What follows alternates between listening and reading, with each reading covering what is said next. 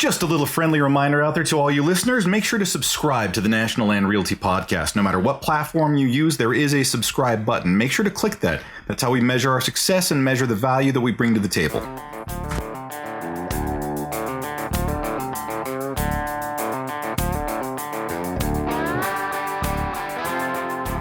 Welcome to episode number 66 for the National Land Realty Podcast, where we discuss all things land. Our goal here is to inform, educate, and entertain those of you who own land or are interested in the buying and selling of land throughout the United States. My name is Mac Christian, and I am the Chief Marketing Officer here at National Land Realty. I'll be the host for this episode. We are well into duck hunting season around the United States right now, and each season starts conversations about purchasing land for the purpose of hunting. Josh Pelletier happens to be a land improvement specialist with a knack for developing duck hunting properties. You may not be on the market for a full-on duck impoundment, but that doesn't mean that duck hunting is out of reach.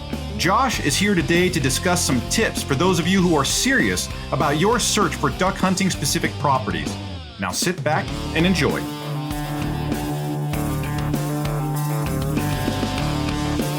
I am sitting here with Josh Pelletier. And Josh, you're an expert in ducks. Jump into that, but first, how you got into National Land Realty? Oh man, it's a pretty cool story. Right out of college, I go a little bit back a little bit. I'm from Eastern North Carolina, born and raised. Went to school to be a marine biologist. Always loved animals and fish and birds and everything else, and quickly realized that marine biology wasn't for me. Thanks to a good counselor in college that said, hey, you may want to pick a different path if you ever want to make any money.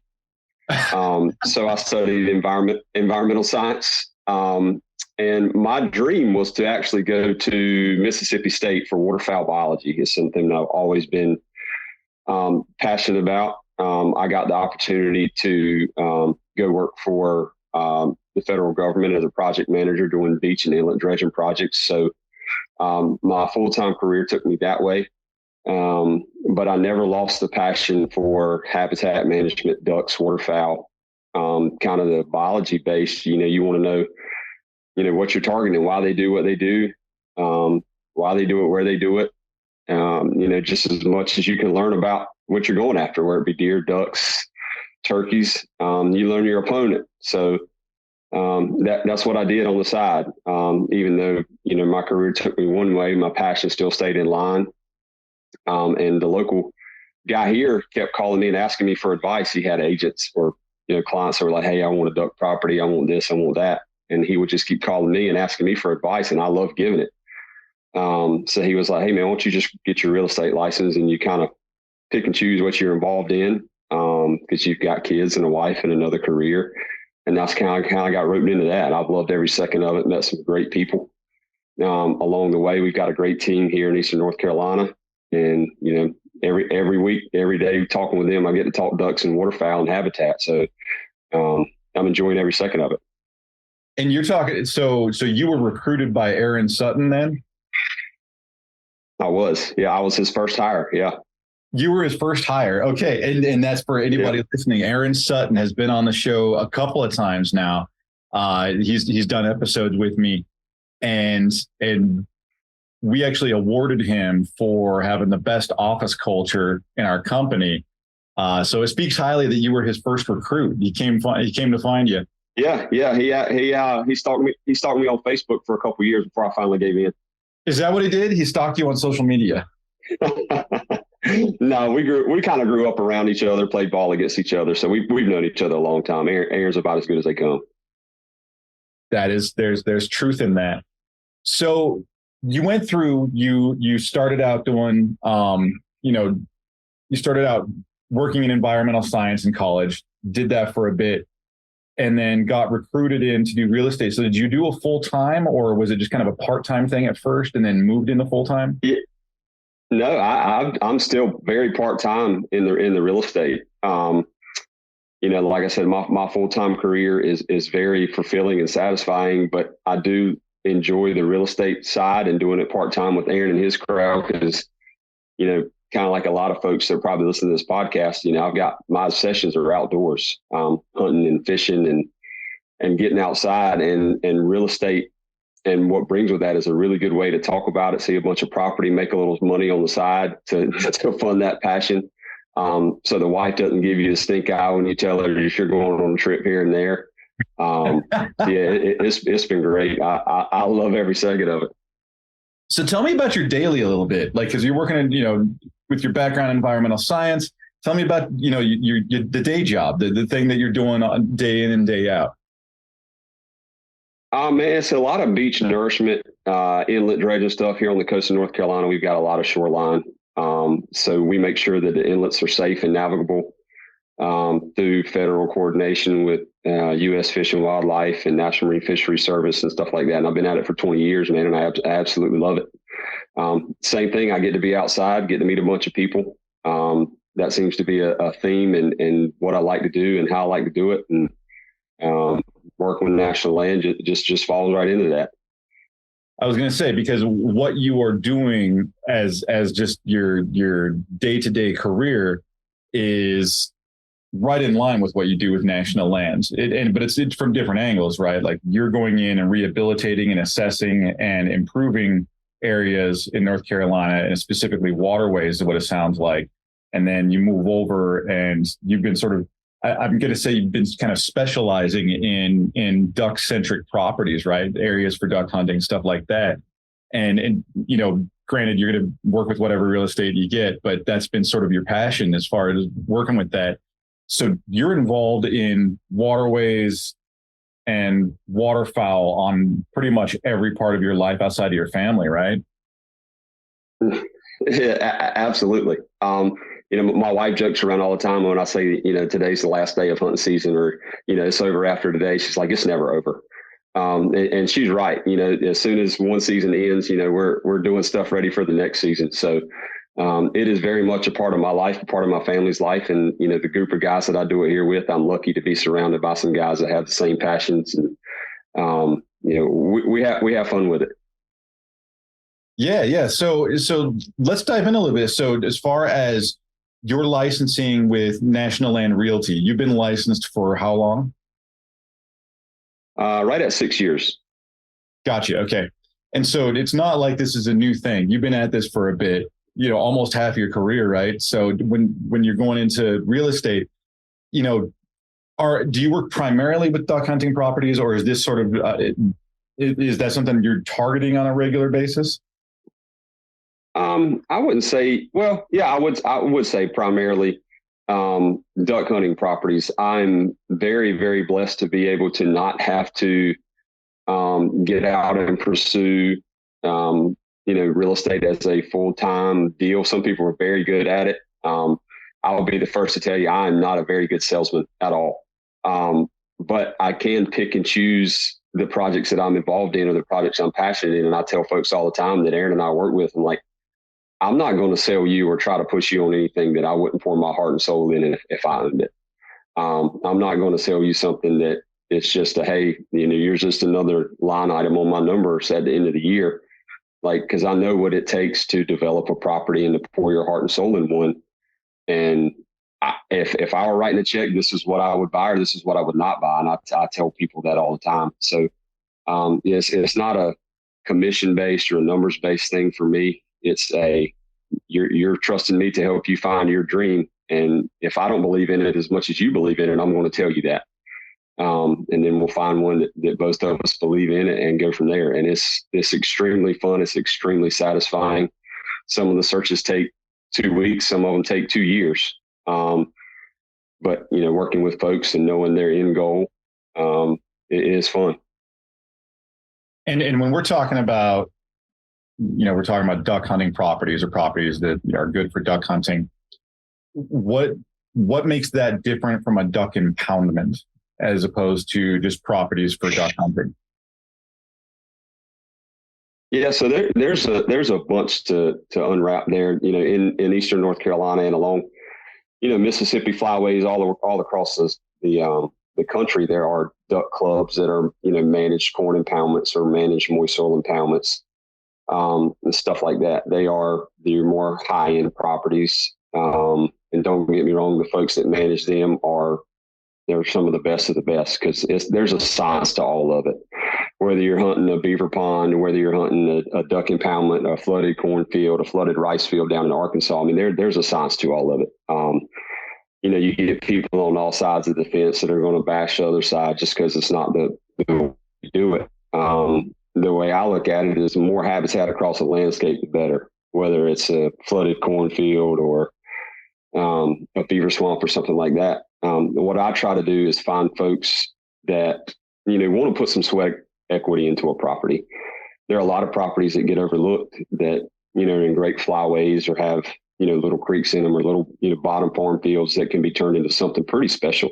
There are folks that look for turnkey properties. There's duck impoundments that are proven.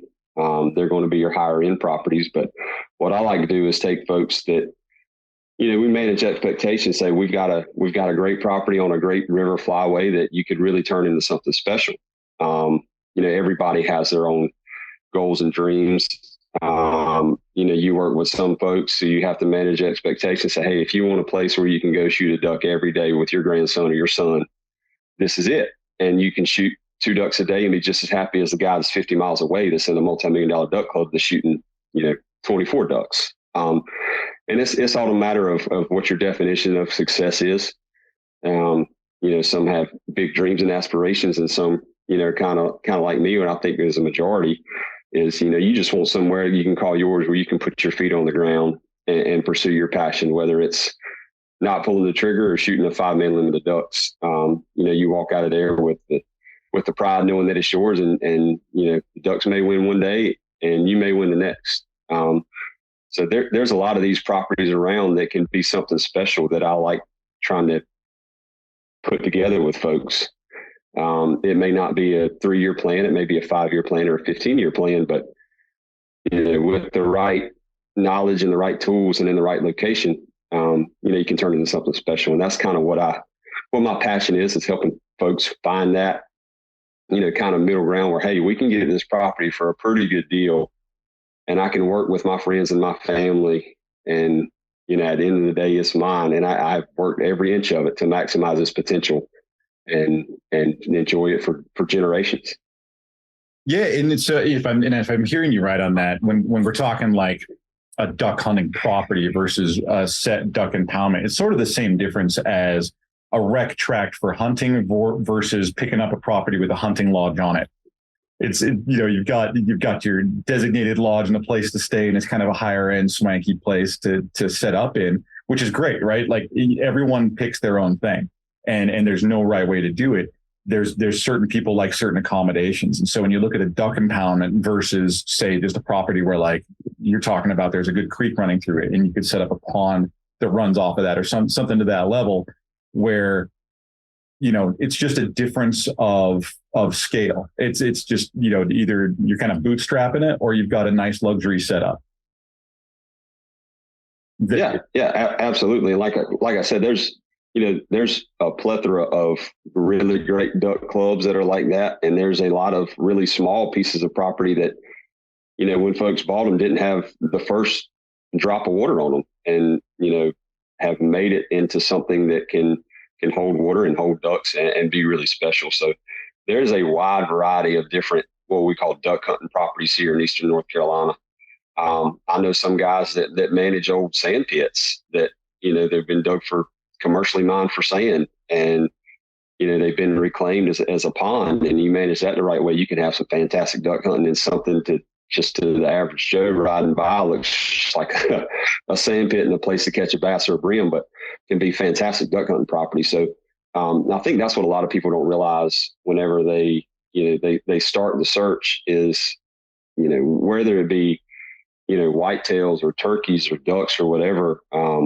I just encourage everybody to find the experts in that field that have learned the hard way. I've been at this duck hunting property management thing for the better part of 20 to 25 years now.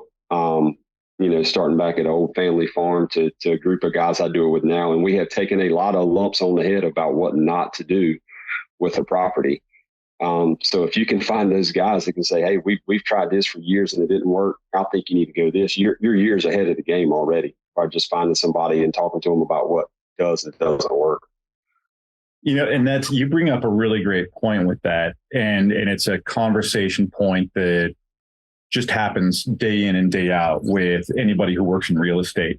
And especially in the whole land, I'm going to say land real estate, like what we work in. And right now with a limited, the inventory market has dropped in the last year and a half. And so the conversation starts going to commissions and stuff. And it's like, what are you paying for when you work with a real estate agent? And when you're talking with land, there's so many variables that you could mess up. And it's, the commission that people work with, the fee, it's not necessarily the transaction itself. It's the experience that the person has acquired through, like you said, 25 years of working with these properties.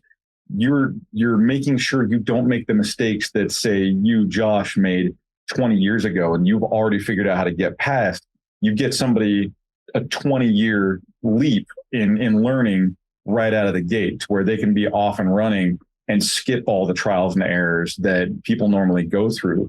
Is that something that you end up explaining a lot? I want to steer this back to sort of your experience here. Is that something that you end up explaining a lot? Like, okay, I'm going to get you past all the learning curves that you're about to go through. Some people take the straight path in life. But at Arizona State University, we respect your twists and turns. They make our online students more driven to excel in their professional lives. That's why our personalized suite of services empowers you with innovative resources and staff that sticks with you. Make your next turn with one of our 300-plus programs at ASU, #1 in innovation for 9 consecutive years. Visit us at asuonline.asu.edu to learn more. Yeah, absolutely. And, the first thing I meet with guys and they say, hey, if I want a really good property, I want to manage for whitetails. We've got a really good team here. I'm not a deer guy, but I'll put you in touch with a guy on our team that is a deer guy, and he's going to set you up and tell you exactly what he's learned and what he's failed at and what he's succeeded at. And that's kind of the experience you're getting. And when it comes to ducks and says, hey, I want a property that's just fantastic. And, I've seen these 5 on the internet, and all of them say, best duck hunting property in Eastern North Carolina, or loaded with ducks. And I've been around enough to know, say, man, don't believe everything you read on the internet, or on a listing, because, it might share a property line with somebody else, and you can manage your property to a T, but you can't manage your neighbors. So let's move on to the next one. Or, hey, this water source is only available once every 3 years, and we're above normal rainfall. So you can have the best crop in the world. If you can't get water, then you're not a very good duck hunter if you don't have water. Not here anyway. So, it's kind of exactly what you said. We've taken a lot of failures over the years on what not to do. And if I can start in the first conversation working with you and tell you what not to do, we saved you 20 years of trial and error. Because, in this day and age, everybody wants quick results. And sometimes it happens, sometimes it doesn't. But the quicker we can get you to where you want to be, that's our goal. Yeah. So let's jump into some of the specifics here. And there is science to it, but a lot of it has to do with your experience, right? Like everything looks great on paper until you get in and put your feet on the ground. So let's take some generalities and some of your experience and apply them here. When you're talking, if you've got somebody who is looking for, or if they're looking to buy a duck hunting property, or if they have a property that they think is suitable and they want to sell it, what kind of acreage do you want to have? Let's put it at a minimum, because obviously if you have like 10,000 acres, you're pretty well set if you got some water on it. But if you're just talking, like, we'll go from the minimum, because you can always get bigger. Question: how many things in your life are automated? Answer: even more than you think. Automation isn't just the future anymore. It's the here and now.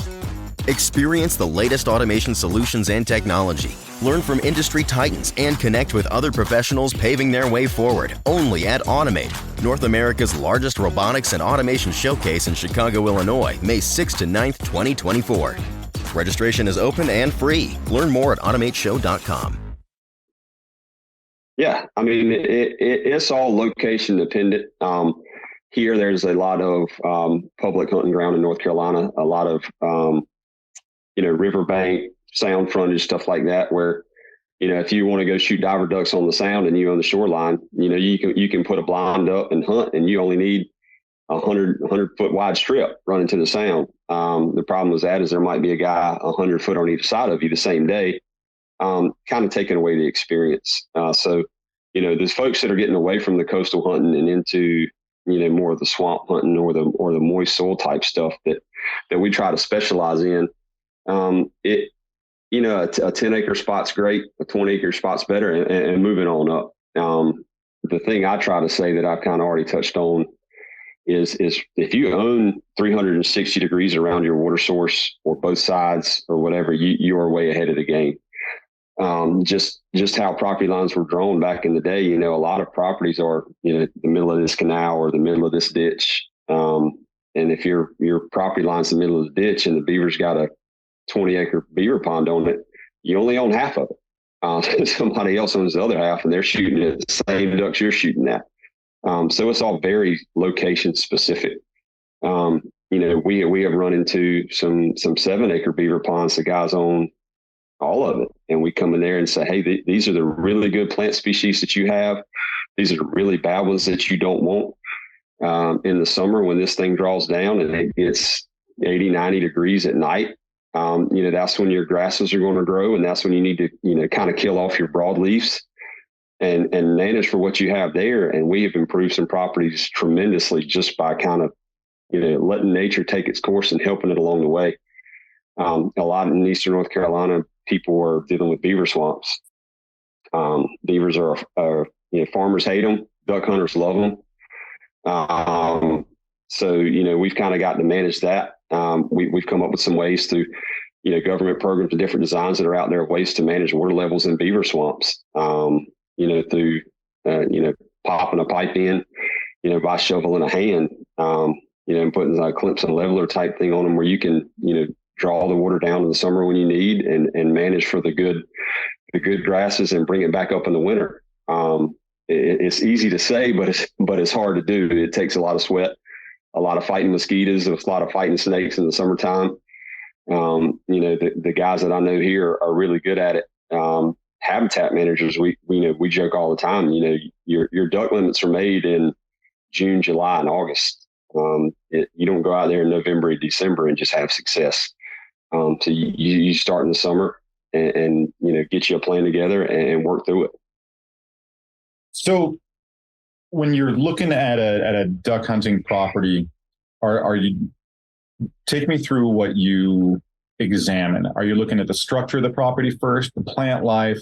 Do you look at access points? And I realize all this stuff kind of plays into each other holistically. But when you first go in, what sort of do you have a checklist that you go through? Like, okay, it doesn't have this, so I don't even move to the next step because it doesn't have this. Yeah, you hit the nail right on the head. A buddy of mine and I, we had a habitat consulting business for a long time. And there was 2 or 3 of us that would, we'd meet guys on site, or they say, hey, this is our farm. And that's the first thing we'd say, hey, send us a map. We'd look at what they had, what they could have. But the first thing we looked at was the location. You could build the best duck hunting property in the world.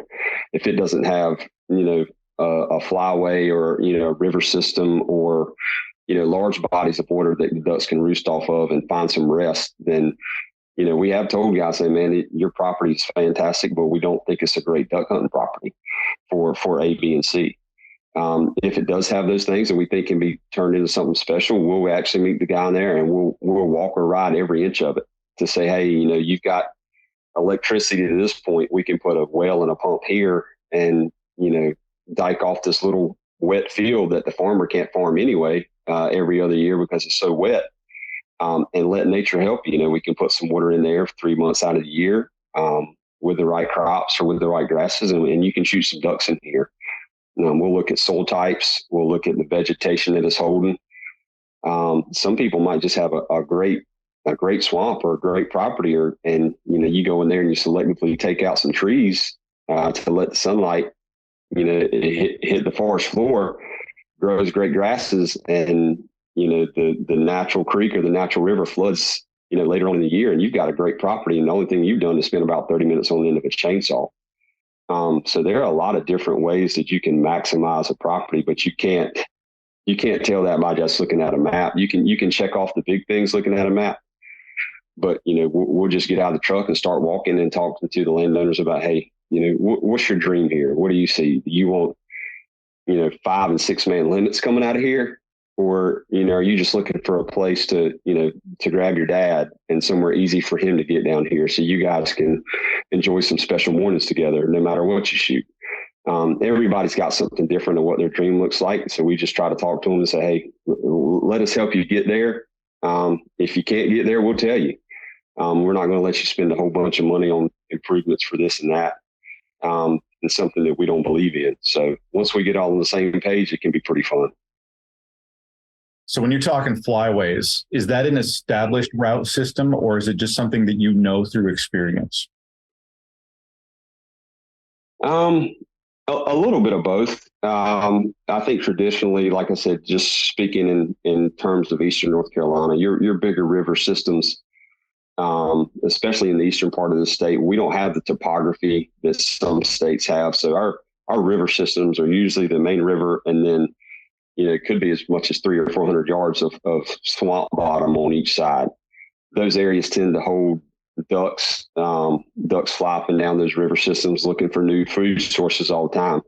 So if you're in proximity to a creek, I mean, there's some creeks off our main river systems that we've seen ducks that would rival anywhere I've been in all my travels in the right years in North Carolina. So, that's what we try to look for, flyways with creeks and rivers, and I mean some big lakes in North Carolina that hold a lot of ducks. So that's the first box that we check. Do you have a place where you can pull ducks from?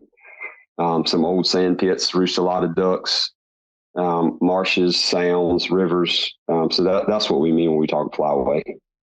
Gotcha. And you mentioned letting grasses grow. What's the kind of plant life that you key in on? Like, okay, this is good. Or I guess, another question would be, what do you not want?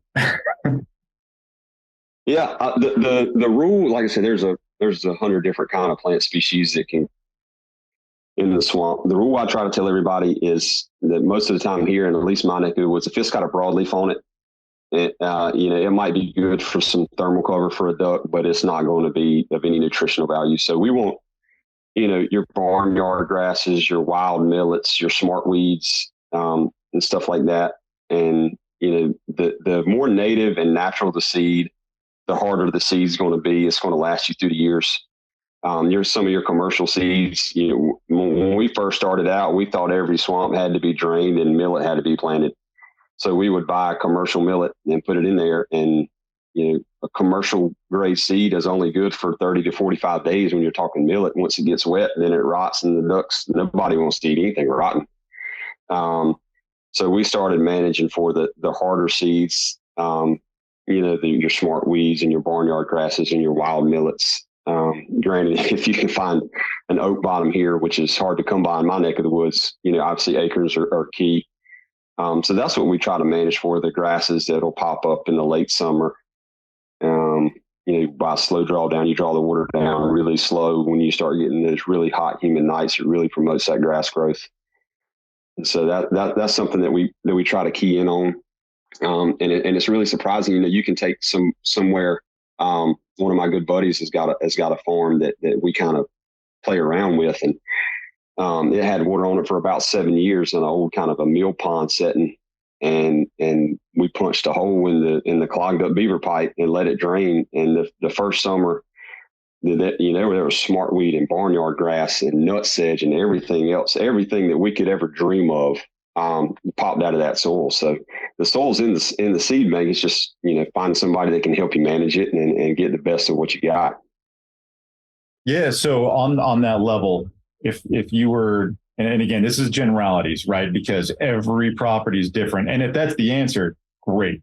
But are there some general things to where these are the most beneficial things you can do out of the gate? And then giving it context, let's take it from if somebody has a duct set up, they're already doing the things, right? But let's take somebody who has maybe a water source, a way to get water, or a pond, but they've never done anything with it in regards to duck hunting. What are some of the quickest and most beneficial things that they can do to improve it? Sure. If you got somewhere that you've seen a couple of ducks in the past and you think it could be better, what we try to, high level view on our end to folks is that slow drawdown in late summer when you get nights here that are 70 close to 80 degrees. If you can draw that water, the water level is going to go down anyway from evaporation at night and trees are drinking.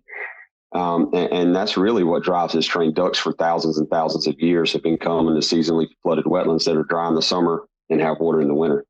If we can mimic that, if you can draw your pond down to create that edge where you can, promote that smartweed or promote that barnyard grass or even get some millet growing in there, that's the best way to put some duck food out there. The second biggest thing I tell people is you can have the greatest duck hunting property in the world, but if you put too much pressure on the ducks, they're going to leave.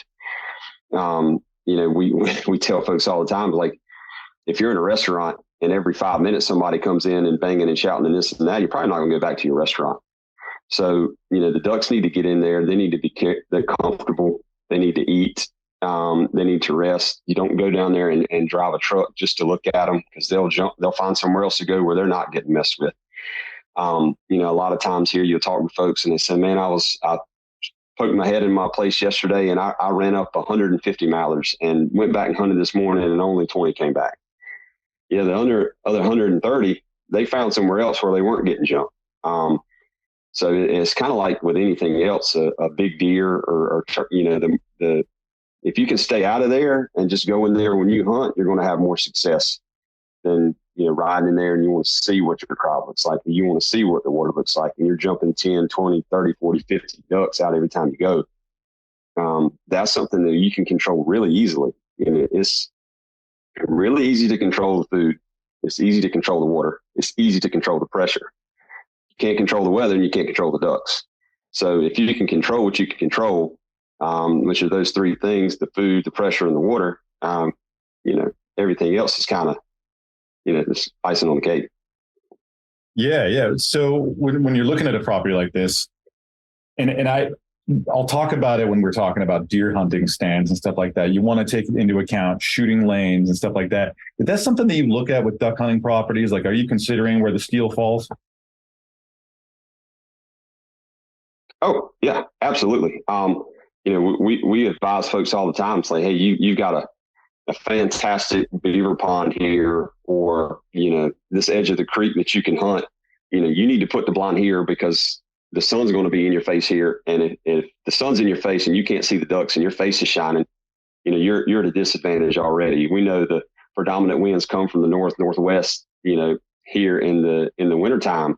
So, you want to have your back to the wind most of the time. So, we try to think about it as if it was ours and we were going to go in hunting, which way we would want to face, which way we think the wind's going to come from most of the time, which way the ducks are probably going to come from, to, when you get that morning when everything lines up and the ducks and the geese are coming into, something you've worked all summer on, the last thing you want to be is in the wrong spot.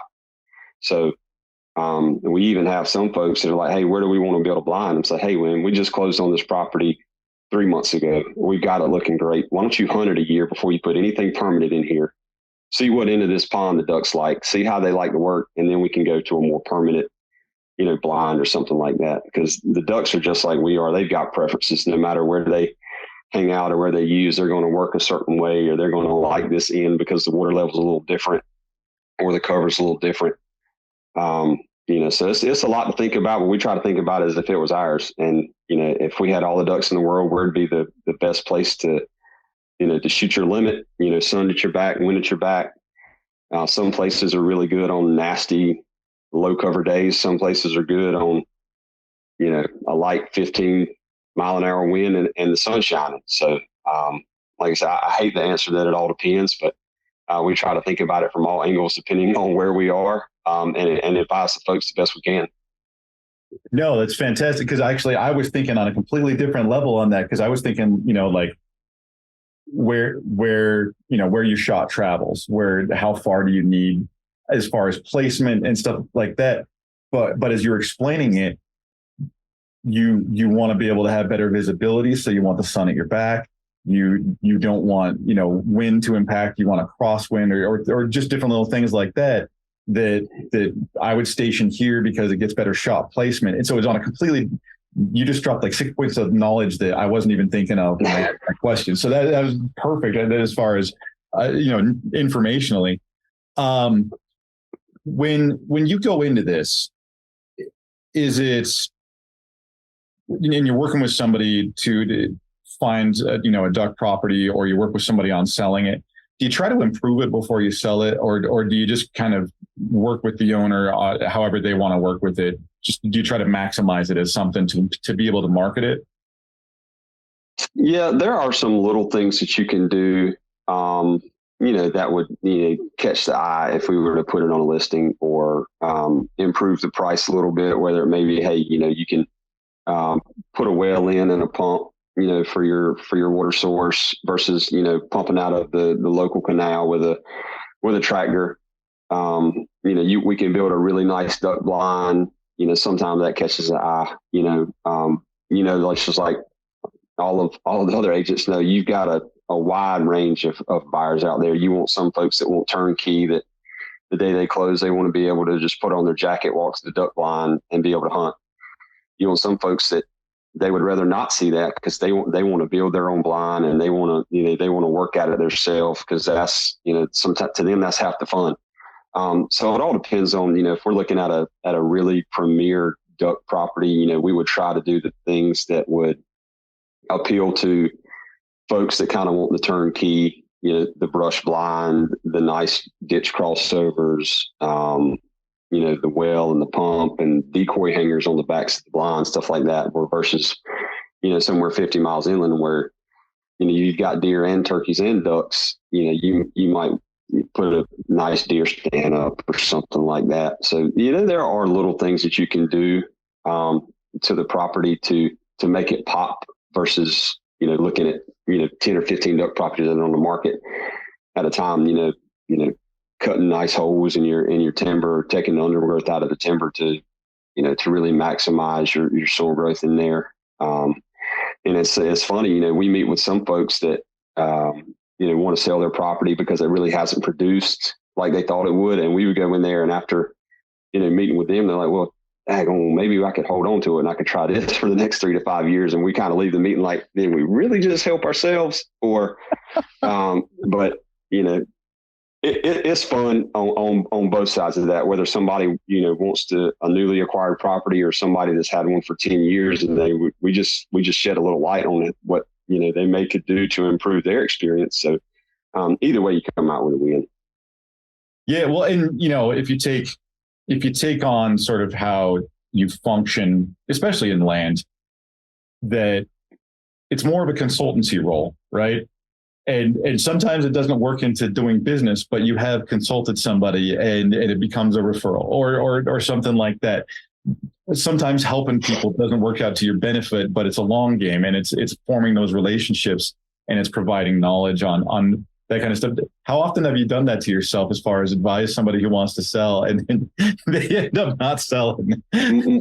More than I care to admit, but like I said, it is fun when you are in more of a consulting role, you want folks to maximize what they have, whether they just got it or whether they've had it for 10 or 15 years. And I was the world's worst, right out of college, and the whole social media thing, came around. I was that, I wanted to see just how many ducks I could kill, because I'm better than the next guy. And, this and that. And the older you get and the more mature you get with, a wife and kids and stuff like that, man, you just want to see everybody happy, whether it's going out there and shooting up 2 ducks or whether it's shooting 25 ducks.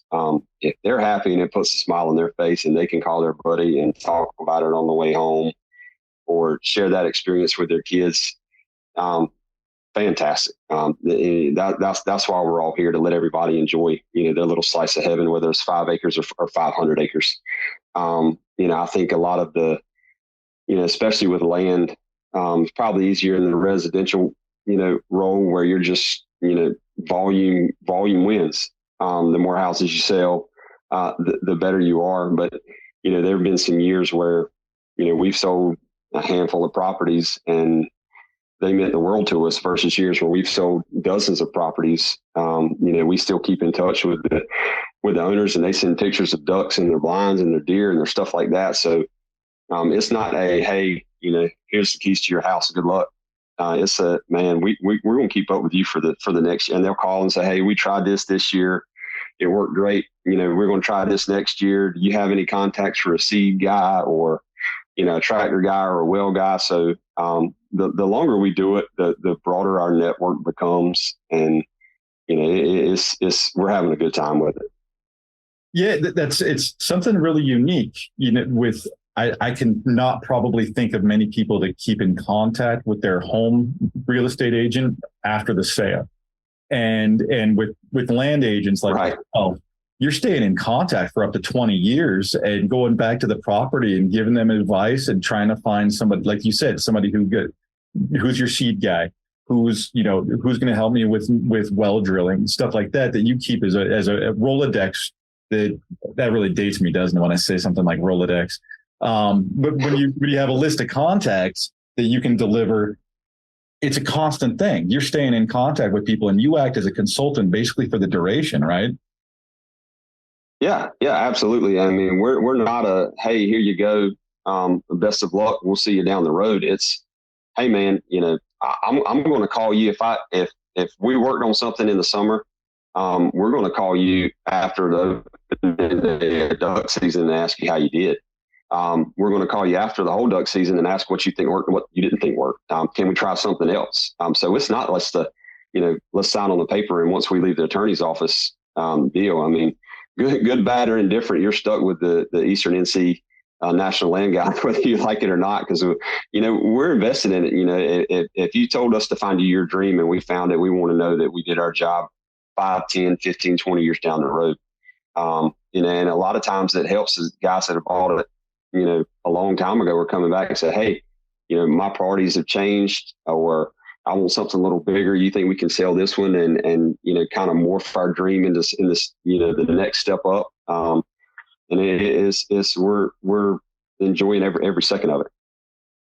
So I want to throw a curveball at you. What's the most interesting property you've ever worked Sure. There have been a bunch. So we sold one that's not too far from here. The owners at the time, they just didn't go to the property a whole lot. Looking at it on a map, it was nothing special. It had a couple of swamp sloughs in it. We rode in there after we got the listing, and I called Aaron and I was like, man, this could be really something special with somebody that wants to put the time and the work in it. It already had existing roads. The work to it was very, very minimal. Aaron ended up finding some folks that came down from another state that bought it as kind of a retreat. And, we, in our consulting role, we said, hey man, all you have to do is go in here and do X, Y, and Z. And we think it could be really something special. And man, every year we get pictures of straps of ducks and big deer and turkeys and all this stuff. And I think it was after the second or third season, I looked at Aaron and I think we had the conversation like, man, we really messed up. We should have bought that ourselves. But it was just one of those things, he knew folks that wanted something specific.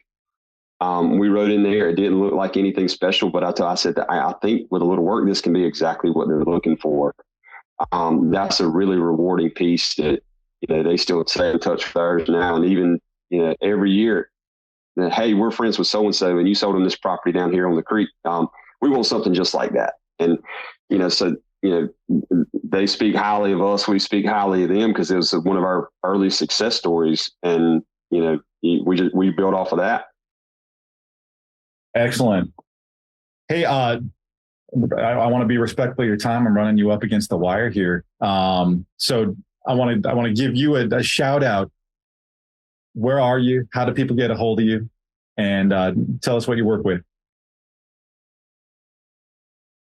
Oh yeah, I'm right here in Greenville, North Carolina. Our office is in Kinston, North Carolina. That's where Aaron's based out of. But Facebook, Instagram, I'm on it all. You can see a maturity on my Facebook and Instagram, from just stacks of pictures and ducks and this and that to now, man, I've got 2 little boys that are absolutely eat up with it. So we hunt and fish and get outside every chance we get. And but you can get at me that way on the website, the National Land website. I'm free to talk hunting and habitat anytime, anywhere. Some people run into me at dinner and I start talking and my wife rolls her eyes and knows we're going to be there for a while. So she's a good sport and she loves it right along with me. So yeah, I'm here to help anybody, anytime, anywhere. Awesome, man. Josh, thank you very, very much for your time. I appreciate it. Absolutely, Mike. Thank you, buddy. This concludes episode number 66 for the National Land Realty Podcast, discussing duck hunting properties with National Land Realty agent Josh Pelletier from North Carolina. You can learn more about land ownership and the buying and selling of land at nationalland.com.